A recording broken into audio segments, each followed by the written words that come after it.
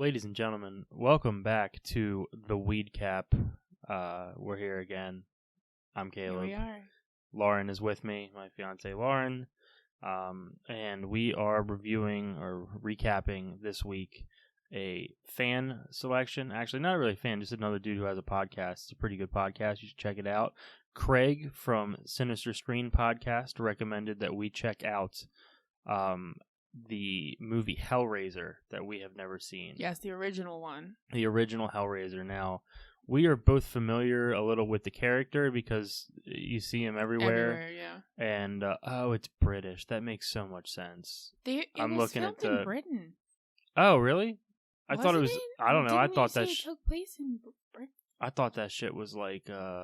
It was a crazy mix of characters. Some people had accents and some people didn't. I kept being like, why do all these people have British accents? I thought they were in like Seattle or some shit. No. I thought the architecture made me think like Seattle. I don't fucking know. We were fucked up.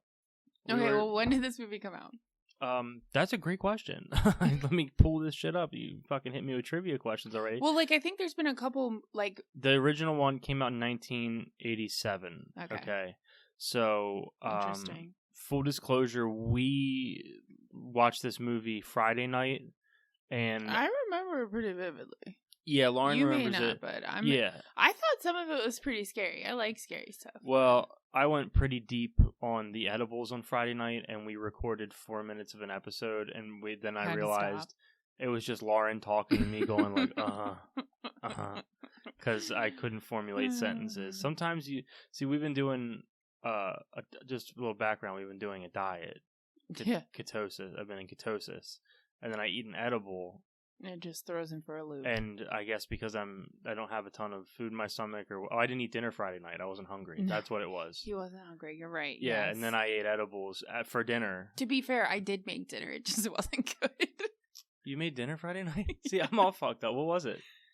It was a cheesesteak omelet, which sounds great in theory, but the textures just weren't working together. Yeah, I remember that now. Yeah. Yeah. So I had edibles for dinner, and I don't know if you know anything about taking edibles, but they lower your blood pressure or something. I don't know what they do, but they get you high. They fucked me up. We were watching this movie, and I was like, "This is wild." So, anyways, the movie starts out in Morocco, which I believe is a country in northern Africa. But I could be wrong about that. Is that correct? I think that's right. Again, I don't do well with geography. Morocco, officially the Kingdom of Morocco, is the country in the Maghreb. What? Maghreb, Maghreb region of North Africa. So it is North Africa. I was right. Good job. Look at that. I schooled your dad on some geography yesterday. And what did he say? He said, I've never been good at geography. That felt good. And what did you say? It must run in the family. Yeah, you guys suck at geography. It's like, yeah, I said, we were talking about a plane that was flying over, and I looked it up. Did he not know where Colorado was? No. It said it came out of Colorado Springs. And he was like, oh, yeah, it's only a couple hours away. And I was like, yeah, I think it's a little bit further than that. It's past Kansas. He was like, it's not, Colorado's not past Kansas. And I was like, yeah, it is. Yes, it's literally the next state. And he was like, no, it's not. He was so confident about it. And then he was wrong. I felt good. Because it's not often I school your dad on anything because he's such a knowledgeable man. It's true. Well, the cool thing about him is you school him and he's like, well, I was wrong. Yeah, no, well, he just, he doesn't give you that satisfaction. You want them to be a little pissed about it. Yeah, he wasn't. He's just like, oh. I was like, no, here it is on a map. He was like, oh shit. And then he just fucking what? So anyways, in Morocco, a guy named Frank Cotton, and Wikipedia notes that he is a hedonist. I believe a hedonist. Hedonist is like someone who loves Satan. Pleasure. No, it's a Satanist, Lauren. My bad. A hedonist is someone who wants the pleasure. The only reason I know about hedonism is from the Hedonism 2. There's a movie? It's a porn. No. Oh. Hedonism is a swingers convention in Jamaica. There's that Workaholics episode where they're trying to get to hedonism for the Rasta pasta. Oh my God, you're right. But also there's that video of that old man saying, what brings you back to hedonism too? And he goes, what, the wild women, the women, the ripping and the tearing, the ripping and the tearing. So, okay, here we go. Hedonism refers to the prioritization of pleasure in one's lifestyle. Interesting. Oh my God, am I a hedonist? No, not sexually, but I do things that make me I don't Historically, you do prioritize weed and alcohol. Whoa, sex. What the fuck? I mean, like, I don't do stuff I don't want to do. Oh, in everyday language, the term it's prioritizing things you want to do that make you happy and not doing things you don't want to do. So it's not necessarily vices. It's just whatever. Correct. Yeah, it's whatever brings you pleasure. We should all be hedonism. Hedonism? What would the word be? Hedonism. Okay. In everyday language, the term pleasure is primarily associated with sensory pleasures like the enjoyment of food or sex. Mm. Those are the two best sensory pleasures that I can think of. I mean, I left food out of there, yeah. Oh my God, you get me in Jersey Mike's, they're gonna be like, we ain't never seen a hedonist like this before. Yeah. So then there's something called ethical hedonism, which is the thesis that considerations of increasing pleasure and decreasing pain determine what people should do. So yeah, I mean, I literally live my life. Much to your and my family and everyone who's ever met me chagrin. Much to your chagrin, I do things that I want to do. Very true. And I don't do things that I don't want to do. And I think that's what makes someone a hedonist, is that if I don't want to go to something that I'm obligated to go to, I just flat out don't. And it's pissed off everyone who's ever been in my life. Yep. And, I live my life that way, and I don't have any guilt for it. Then I guess you are a hedonist. Yeah, I mean, I don't want to say I didn't go to your grandfather's recent milestone, his 91st, his milestone birthday party, because it was the Bristol night race. It was the Xfinity Bristol night race. Dale Jr. was driving. So I mean, like, your grandfather's had a shitload of birthdays, but Dale, this is the 90th one. It wasn't 91, it was 90. Yeah, it was the 90. Yeah, but to be fair, Dale Jr. only races once a year. So, like, you put that ratio, all of a sudden it comes out, I'm a hedonist. Yeah. You know what I mean? I had to watch. I mean, look, it's Bristol, baby. I love Bristol. You know that's my favorite racetrack.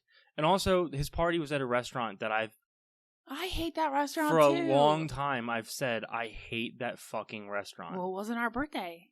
Right, but... it's Bristol. How many people live to be 90? You know what? How many 90-year-olds do you know? None. Everyone in my family dies relatively young because we live hedonist lifestyles. Oh my God. You're so right, though. Yeah, everyone in my family. You don't do what you don't want to do, baby. That's how I was raised. No. That's how you wake up on a Saturday and you've made plans for later in the day, and you just, when you wake up, you text them and you go, hey, I'm not feeling it today. You don't even have to make an excuse. Yeah, no, at a certain point I do that to my friends. Yeah, used to it. They're used to it. Yeah, I mean, it is what it is. So anyways, Frank Cotton, the hedonist, he's a hedonist, buys a puzzle box said to open the door to a realm of otherworldly pleasure. Anal. At home in his bare attic, Frank solves the puzzle, and hooked chains emerge from the floors and walls, and they start tearing him apart. Now, I'll be honest, that part fucking grossed me out. Something about a fish hook or something going into somebody. Yeah. I hate that. I'll be honest, I don't like that part of, like, the horror culture. I'm not a fan like of the that. gore. I don't like that. Yeah, and then a black robed figure resets the puzzle, and the room is restored to normal. And of course, he's black under the robe because Young Jeezy is playing when he comes through the I put on for my city, I put on it. So that's how. Am I misremembering that part? Yes, because that song hadn't even come out when this movie was made. Oh, okay. Oh, so maybe like a Tupac song or something. I was so fucked up on these edibles. So the robe was black. The guy wasn't black under a robe. Most of the characters, the like scary people, were either blue or pink. Yeah. Oh, you know what? It's in Britain. Or white. It's in Britain. He wasn't black. So later, Frank's brother, who's kind of like a Poindexter. Now, Frank's brother's name is Larry. He moves into that house. He I guess no one knew what happened to Frank. No, they said he was off on one of his adventures because he had a reputation of a bit of a hedonist. Mm-hmm. Kind of the, I didn't earn the nickname the Wild Man of Hampstead.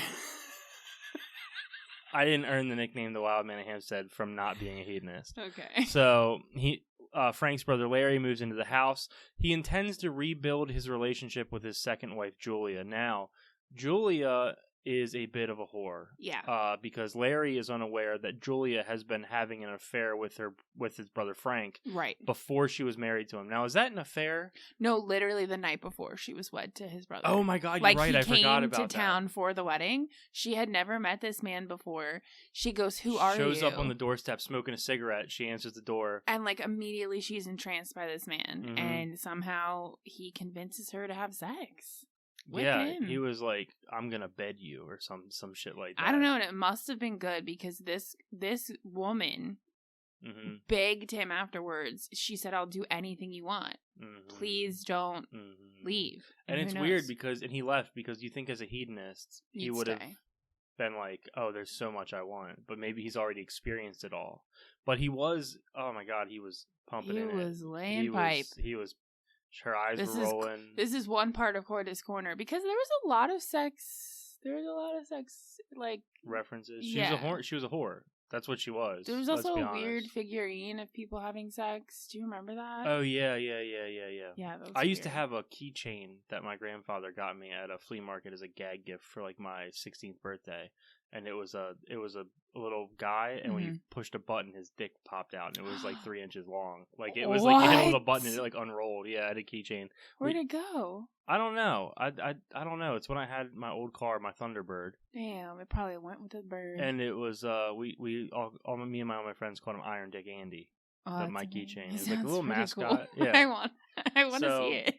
Larry is moving. They're moving into the house. He cuts his hand moving the furniture. Yes. on because the movers. It was like a weird by the way, nail. The movers are a bit of hedonists themselves because they don't fucking want to work. No. He hired movers who were sitting down there making sexual comments about his wife and his daughter. Asking for beer. Yeah, he tosses him a 6-pack. I didn't like that. He threw him a whole 6-pack of Budweiser. Like, who throws a 6-pack? I think it was only 4, honey. Because back then they didn't. I think it was like more common to see a 4-pack, or the 2 had already been taken out. But I literally think it was just 4 beers. Maybe that's how they do it in Britain. I don't know. We'll have to ask my sister. She just got back from that area. From Europe, that part of Europe. I'll text her right fucking now. So he cuts his hand. He goes up to the attic and where Julie is for some reason. She's up in that attic, like looking around. Yep. So his blood drips on the floor. And his blood dripping on the floor resurrects his brother Frank, but in a ghoulish form. Like he comes from like slime. Yeah, there's it looks like a fucking Wuhan wet market in his attic. There's pieces of meat everywhere, and it just all kind of comes together into this into a cuttlefish face. You know, like God. That. There's little fish. I hate that. I hate that shit. I hate like that part of this movie. I hate it. I appreciated Craig's recommendation, but like no, there were some parts of this movie where I was like genuinely like, ugh. Now, part of me wonders if I would have liked this movie a little bit better had I not been so high on edible, because an edible high is it's different. It's different. I mean, I literally felt like every time I opened my eyes, more than just like a slit, that I was in a wind tunnel. Like it felt like there was a fan blowing directly, and there's no fan in No, there's no fan. No. So. Maybe also, although maybe I was sitting... Although it could have been the AC. Yeah, maybe I was sitting under the air conditioning vent. That probably... Oh, my God.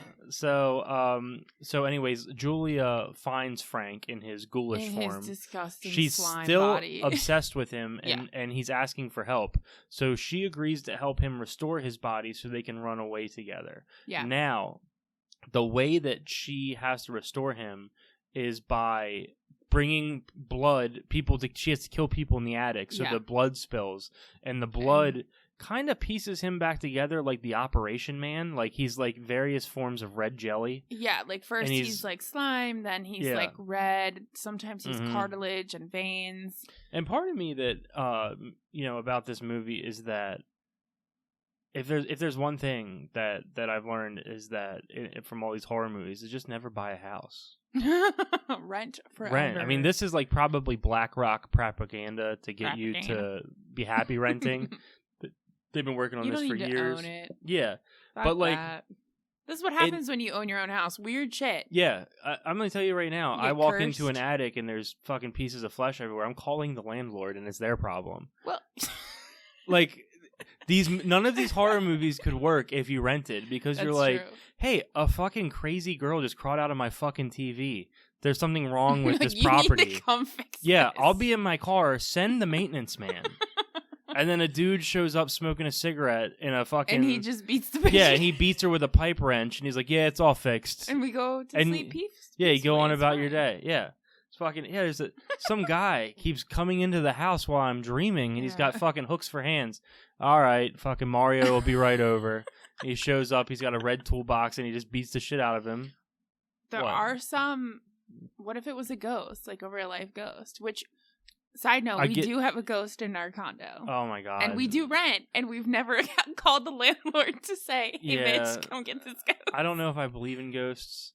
Oh. So I think what we talked about is because I don't believe in ghosts. Great segue, Lauren, like a professional. Is going and doing for this podcast for the Halloween season. I mean, we only have like a couple more weekends. Transition between Halloween and Thanksgiving too. Yeah.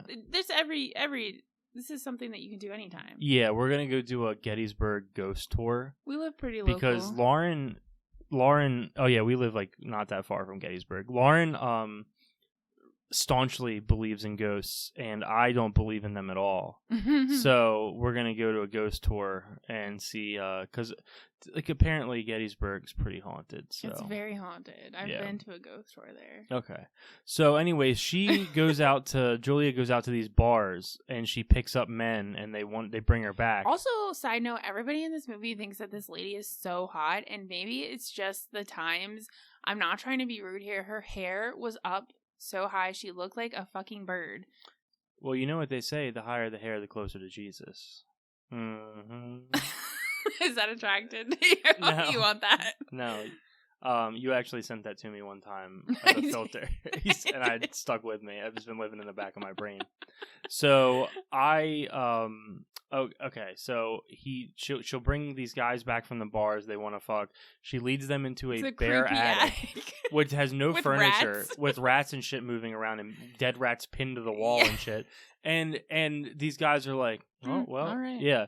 So she kills these guys with hammers, and then he does something weird to them that makes their bodies shrivel. Oh my god, yeah, he like sucks like their blood out or something? No, I don't really think. I think it's their life force. Okay.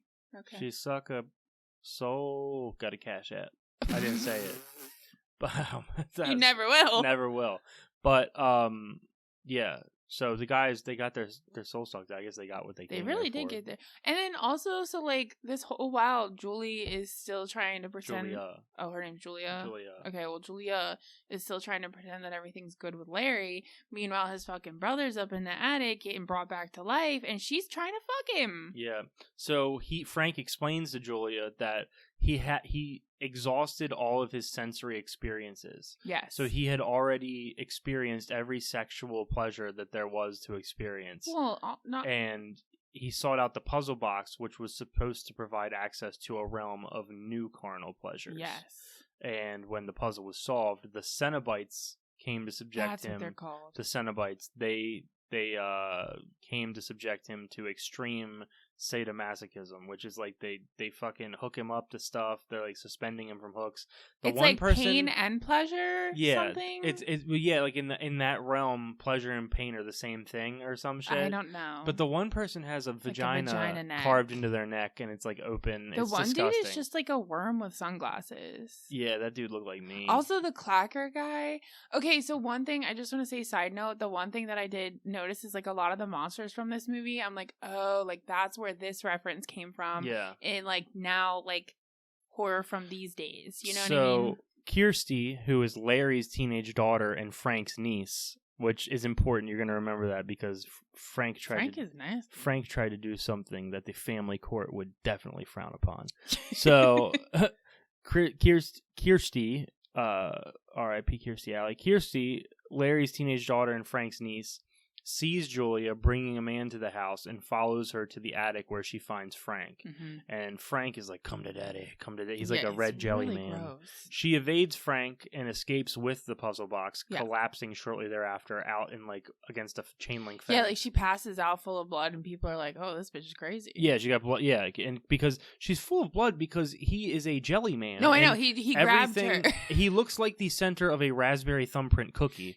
And every time he touches something, he's leaving red goo everywhere. But and also he's touching this lady, Julia. She's like, "Ooh, I love you, Frank," and he's got his gross jelly hands in her mouth and shit. It's fucking gross. It is disgusting. Picture like the snail trail that he's leaving, crawling all over that attic, just like you know it smelled crazy in there. You know that attic smelled like nickels and pennies and sulfur and ass. That's just disgusting. So she passes out. She wakes up in a hospital. She solves the box. She still has the box. They took her clothes off. And they let her keep the box. No, they gave her the box back because they're trying to ask her where she's been, what happened. She doesn't remember anything. They think that the box is going to jog her memory. Right.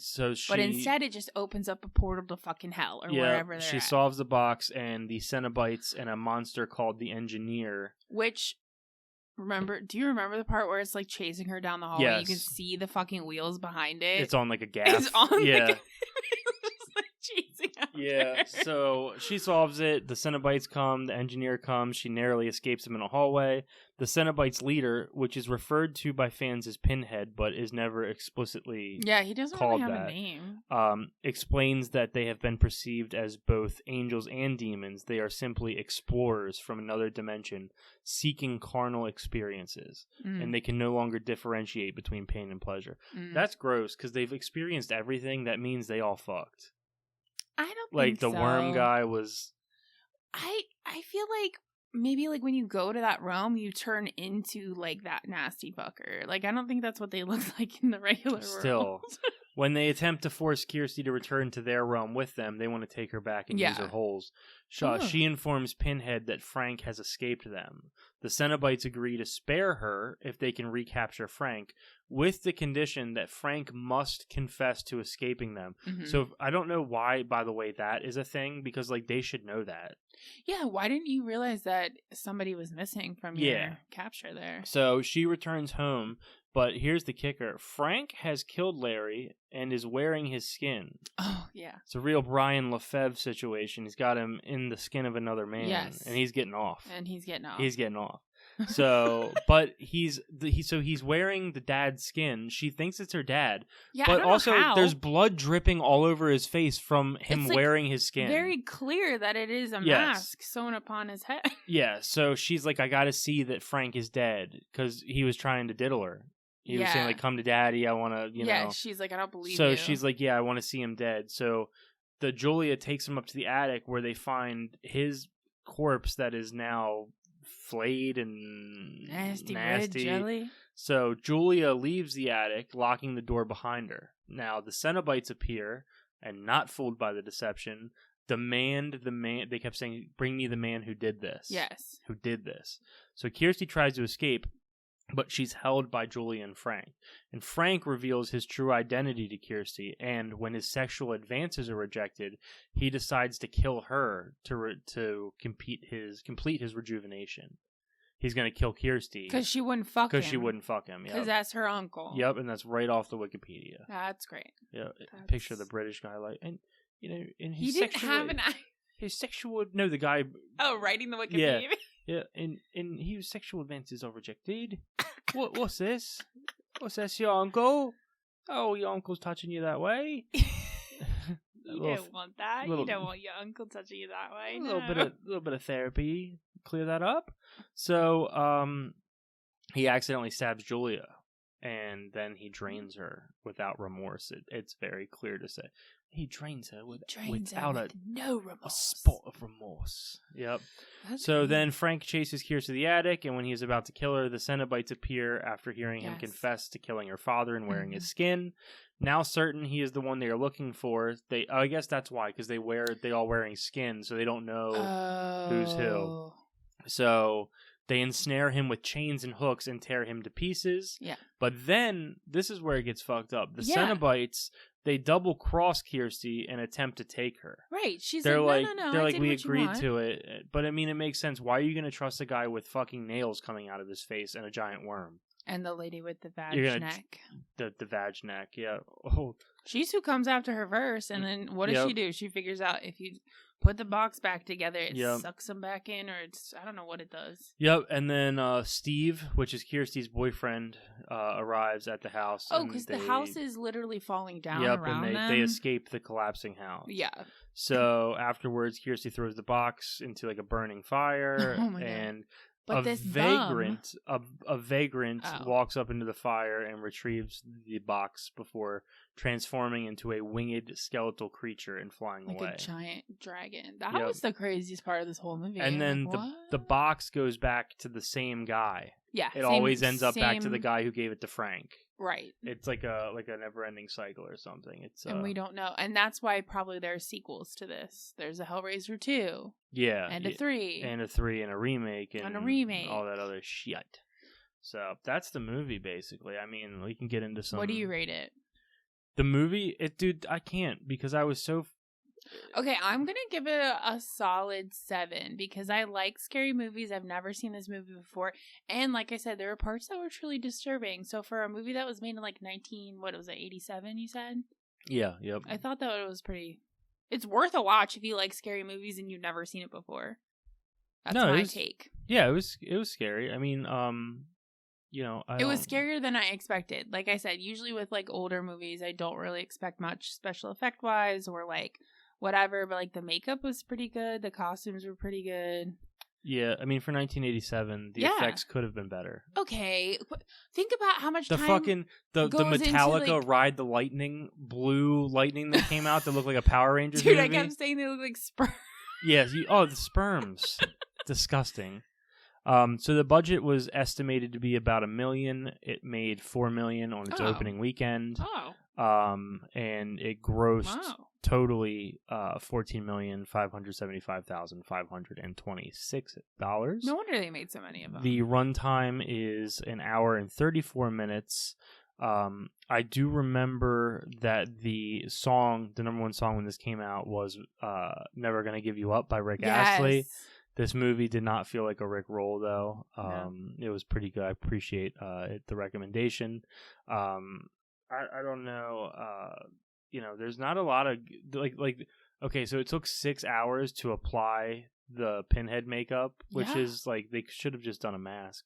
Honestly. Well, back then they probably didn't have like the same knowledge or the same technology. Like so much has changed in the world of like the makeup and shit. What's it called? SFX. At the time of the movie's release, the MPAA, so the Motion Picture Association of America, had an agenda on intensity of tone. As a result of this, director Clive Barker, that's such a British name, Clive Barker. Clive Barker's made a film about a pussy neck.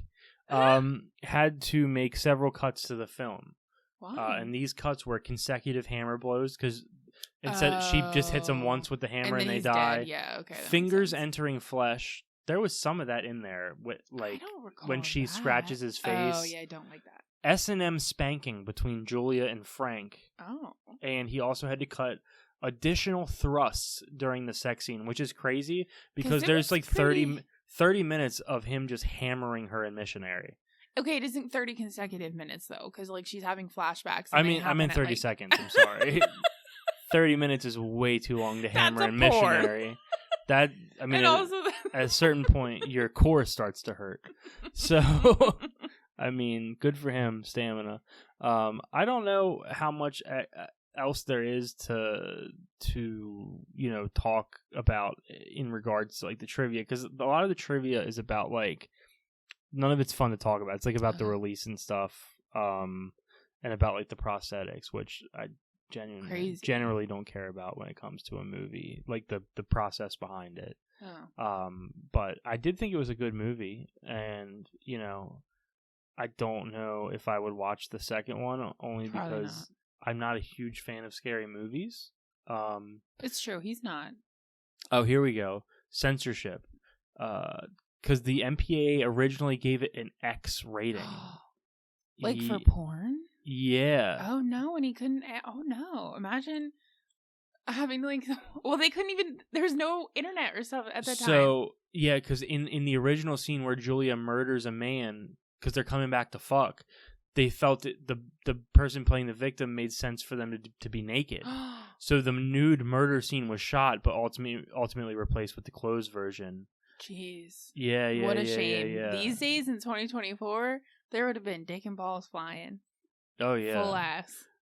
In an interview with Samhain magazine, what the fuck? I thought he ran a country and was hung. In July 1987, Barker mentioned some problems that censors had with the more erotic scenes in the film. This is his quote. Well, we had a slight problem with the eroticism, yeah. I shot a much hotter flashback scene that they wouldn't allow us to cut in. Mine was more explicit and less violent, yeah. They wanted to substitute one kind of undertow for another. I had a much more explicit sexual encounter between Frank and Julia, but they said no. Let's take out the sodomy. Sodomy? That's what he said. Let's take out the sodomy. Oh no. Which in a movie, okay. How can you really tell? How can you tell which hole he's in unless it's up close? Or if they explicitly say, like, I'm going to put it in your ass. Is it in your fanny? Is it in your fanny? Yeah. So we did a version of this scene. There's some spanking in it. The MPAA told me I was allowed 2 consecutive buttock thrusts from Frank, but 3 is deemed obscene. Oh. Yeah. The third one's where you come. So. All right, guys. This is Hellraiser 1. We that's gonna do it for at least the movie review here. We can talk about our plans moving forward. Hopefully the audio is sounding better. We got a new interface. We got new microphones. We did a ton of audio testing. A ton of audio testing. Everything should be much better. Hopefully. Audio-wise, and we're going to keep doing these every week. Please keep recommending us movies to watch. Yeah, we have like a list going now. Yeah, we have a list. A lot of people have. We're going to work through them, but we are finding that it's better, by the way, to not do comedy movies. Yeah, that's true. Do movies that aren't intentionally funny, because then it's just however long an episode is, and it's just us explaining jokes. So no one wants to really hear that, but yeah, we've got a couple recommendations. Keep sending them in. We got a list going. Outside of that, we're gonna try to go to the theater pretty regularly. Yeah, we'd like to do that. We're gonna try to do like one a month. Yeah, maybe of movies out in the theater, because we really do like doing that. So we'll do that, and maybe sometime around Christmas, if there's a good Christmas movie coming out, we'll do like a meetup. A couple people have mentioned that are local, like, hey, you guys should do something. So we'll maybe look into that, or maybe find a brewery that has a projection screen. Do like a movie night? Yeah, and do a movie night at a brewery and just hang out with other movie lovers. Outside of that, Lauren, did you have anything you want to talk about? Maybe how this morning when we were driving back from the grocery store, you saw a bird laying in the road and decided to... I don't know how we got talking. I don't know why I was thinking about bird dicks. Because I was thinking, okay, we were talking about Edgar, and we were just mentioning how, like, Edgar's a crow. He's obviously a black bird. We assumed huge big bird he dick. He'd be pretty well endowed, okay? So I'm just like thinking, I'm like, okay. We're working on a cartoon of Edgar with a giant cock. So well, no, not anymore. We wanted to make sure it was anatomically correct. Listen, so I am aware, this is a little side note, I did used to be a zookeeper. I do have some knowledge on animals, okay? So I'm aware that ducks have screw penises. So I'm like, do all birds? Corkscrew shapes. Right. Corkscrew shaped penises. Got it. So I say to Caleb, do all birds have screw-shaped penises? And he says, how would I know that, Lauren? And I say, I don't know. And so I Googled it. Turns out, guys, like the majority of birds do not have penises. Like they're just not there. And this is due to evolution. They used to have them. But guess what? They don't anymore. Ducks, though, most water birds have them. And the reason being is because it helps them float. they have sex in the water. And so in order for them to stay connected and for them to make sure that their genes are passing, that's the nicest way to put that, they have to be screwed into place. You're talking about underwater cream pies. They literally said like a key and lock method is what the article I read, which was from like NBS like today or something. I don't know. And this is from like 2013. So this has apparently been a known fact for a while, but I just didn't realize. Anyway, no one knows why birds lost their penis. Like no one, it's been studied. Like basically the most studied bird is obviously like a chicken. Yeah. Sorry to the chicken. But the chickens have the dicks in the eggs, like embryonic chickens, they form dicks, but then some sort of gene comes in and it says no more dick, and so the dicks basically just shrivel away. Welcome back to Cochlea Corner. Before the chick is hatched out, right? So one theory, this is the last thing I'm going to say, is that there's a scientist out there that theorizes that because birds used to have sex, like, and it was forced. Like, I guess a lot of female birds didn't really want to have sex, but knew that it had to happen to reproduce. So through evolution, male birds have lost their penises. And this is also partly why they have to put on a show to have sex with ladies, because the female bird... Don't we all have to put on a show to have sex with ladies? The female bird has to want it, because her cochlea has to turn inside out in order for the male cochlea to shoot sperm into it.